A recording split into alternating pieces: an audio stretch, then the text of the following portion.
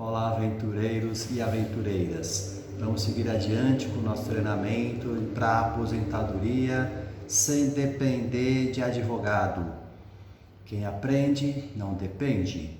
Agora nós vamos falar de carência. E é um tema muito importante porque nesse momento, nessa trilha, nós vamos falar o que é e como funciona a carência. Aqui para tudo há necessidade de se falar em carência. Para os benefícios em espécie, especificamente a se tratar de falar sobre benefícios de aposentadoria, que é o que a gente está tratando aqui.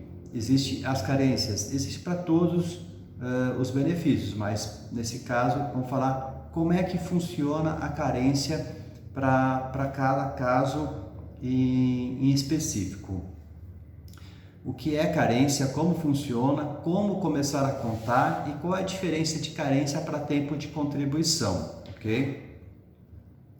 A carência nada mais é do que um período mínimo de meses de contribuição para o INSS. Alguns casos se fala da carência para o dependente, é o caso da pensão por morte, do auxílio reclusão, que é o que a pessoa precisaria ter contribuído para que o dependente viesse a se beneficiar do benefício. A carência começa a ser contada a partir do momento do pagamento. Nas trilhas anteriores nós falamos sobre a inscrição, falamos sobre a filiação, mas o que começa a valer a contar a carência é do efetivo pagamento em dia, tá? Então, a carência começa a ser contada conforme o tipo de atividade exercida. Nós falamos sobre as atividades, sobre o contribuinte individual, o facultativo, o avulso, o trabalhador empregado, né? O especial. Falamos por diversas situações de cada tipo de contribuinte, mas a partir do momento que nós falamos sobre filiação, a inscrição e agora de fato a contribuição. Isso está tudo previsto na Lei 8.213, particularmente nos artigos 24 a 27 da lei. Também é importante saber que elas sempre contadas em meses. Então, quer dizer, muitas vezes a carência é confundida com o tempo de contribuição, mas são institutos diferentes. Vamos supor que você trabalhe do dia 1º ao dia 10, é contada a carência no mês, o que não é a mesma contagem por tempo de contribuição. Se você trabalhou 15 dias, não é a mesma contagem por tempo de carência. Se você contribuir um dia que seja, conta uma carência no mês, mas não conta 30 dias de contribuição, apenas conta um tempo de contribuição. Então, e se falar... vamos falar novamente sobre o contribuinte individual. Quem é o contribuinte individual? Lembrando que é o autônomo, o equiparado autônomo, o empresário, o empregador rural, e também tem o facultativo, que é o antigo contribuinte em dobro. Faz o seu primeiro pagamento no INSS em dia, ou seja, a partir do primeiro pagamento realizado até a data do vencimento. Então, somente será contada a carência a partir do momento que deve fazer o pagamento devido no prazo devido, correto. Passou do prazo, não conta a carência. Cabe esclarecer que nessas categorias você é que fica responsável pelo pagamento. Nós já falamos na trilha anterior sobre os pagamentos, certo? Então, portanto, pode-se realizar o pagamento através da rede bancária, lotéricas, internet, né? O INSS não recebe contribuições, percebe? Todo o assunto que nós tratamos nos conteúdos anteriores, ele está se encaixando nesse momento, faz sentido em tudo aquilo que a gente aprendeu, códigos, alíquotas, tabelas, informações de cada qual, quem que é cada qual. Então agora a gente está falando do pagamento, da carência ao pagamento, que nós falamos na trilha anterior, ok? Caso você optou por pagar INSS em uma dessas categorias, efetue o primeiro pagamento. Depois da data de vencimento, este pagamento não será contado para efeito de carência, e assim sucessivamente. O primeiro pagamento é importante ser feito em dia, Passado do prazo do vencimento, ele não contará. Então presta atenção. Se inscreveu, se filiou, mês competência para se pagar antes do vencimento, se fazendo o pagamento, ok, começa a valer a carência. Não fez o pagamento em dia, não conta a carência. Se você optou por contribuinte individual e foi contratado como prestador, a gente já falou isso anterior. A competência é de quem te contratou para informar que a partir de 2003 os recolhimentos serão de responsabilidade da empresa. A gente já falou isso anterior, mas é bom sempre relembrar que se não tiver no seu controle efetivamente essas contribuições, o controle e os pagamentos, quem estiver te contratando, que você tenha o controle, consulte o CNIS, nós já falamos disso anterior também, a cada mês saber se o contratante está descontando o seu salário, se ele está repassando para os cofres da Previdência, ok? Agora, a questão do empregado doméstico é outra questão também importante, porque o patrão, a patroa que contrata uma empregada doméstica, desconta do salário da empregada doméstica a parte da Previdência, e que é obrigação da patroa, do patrão que contratou a empregada ou empregado doméstico a recolher, sob pena de apropriação indébita previdenciária.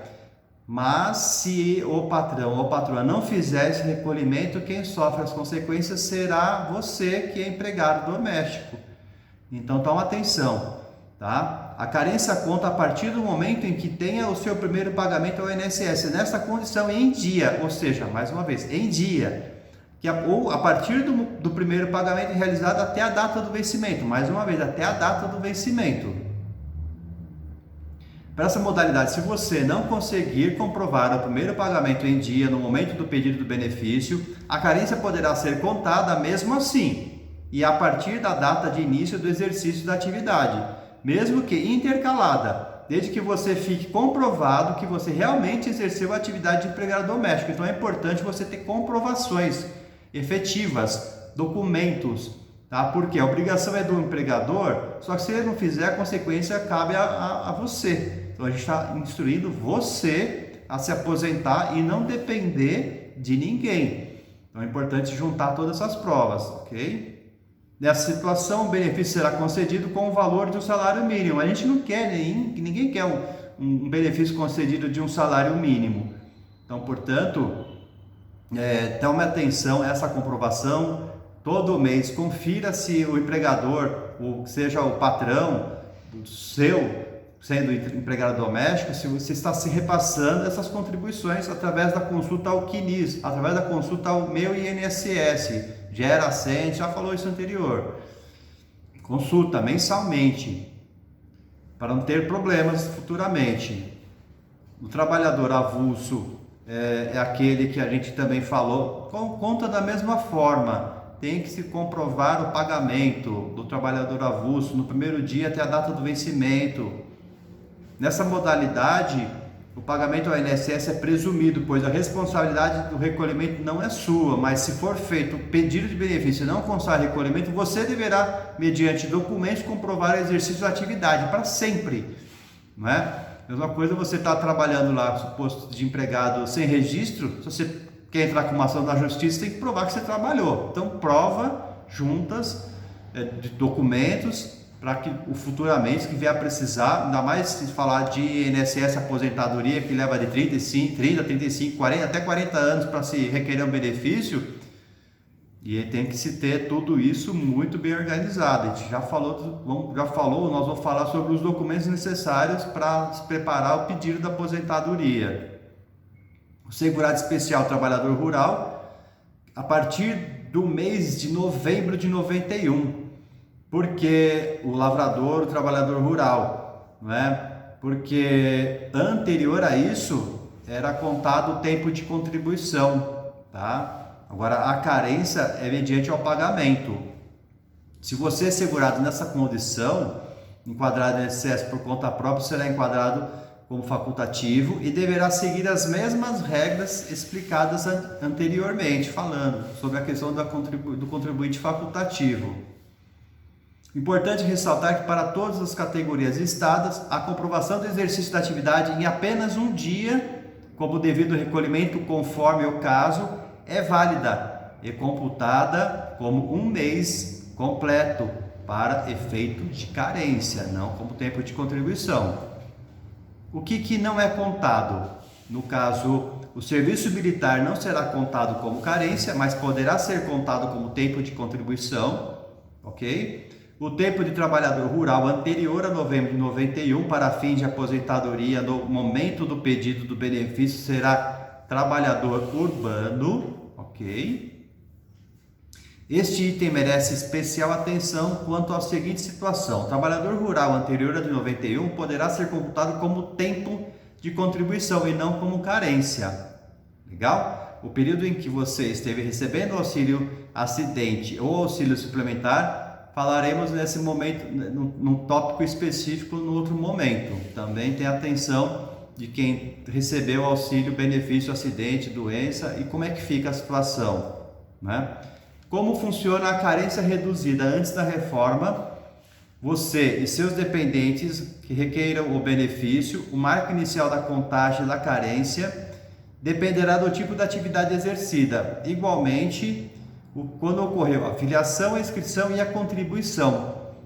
A maioria dos casos da carência, ela se dá, na via de regra, a 180 contribuições, tá? Tem isso em mente. A carência, para a maioria dos benefícios, especificamente falando sobre aposentadoria, são 180 meses, ok? Contudo, uma exceção foi prevista no artigo 142 da Lei 8.213, que é da data de julho de 91, que diz, tem uma transição de que na época você, tendo a sua idade de direito concomitante ao tempo de 5 anos contribuído, você se aposentava. Então, ou seja, se você em 91 tinha 60 anos de idade, mulher, com 5 anos de contribuição, você se aposentava. Isso ainda vale, tá? Se você conhece alguém que tem, imagino que 91, também tem que ver se está viva, né? 60 anos de idade na época e tenha contribuído 5 anos, já dá para pedir uma aposentadoria. Depois é legal de você ver o artigo 142 dessa lei, que a cada mês ele vem mudando as tabelas até completar 15 anos de contribuição. Hoje é 15 anos, mas era 5 anos de contribuição. Bom, na próxima trilha nós vamos falar sobre as carências exigidas para cada tipo de benefício, tá?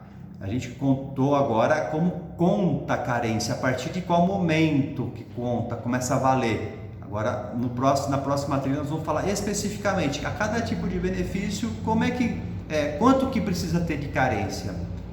Que agora que já sabemos o que é carência, saberemos o mínimo em números de meses exigido pelo INSS, para que o cidadão, para que você tenha direito de receber um benefício. Ok? Então, mais uma vez, agradeço estarmos juntos nesse tema carência, e no próximo então nós vamos falar sobre especificamente a carência nos tipos de benefício. Ok? Muito obrigado, tamo junto!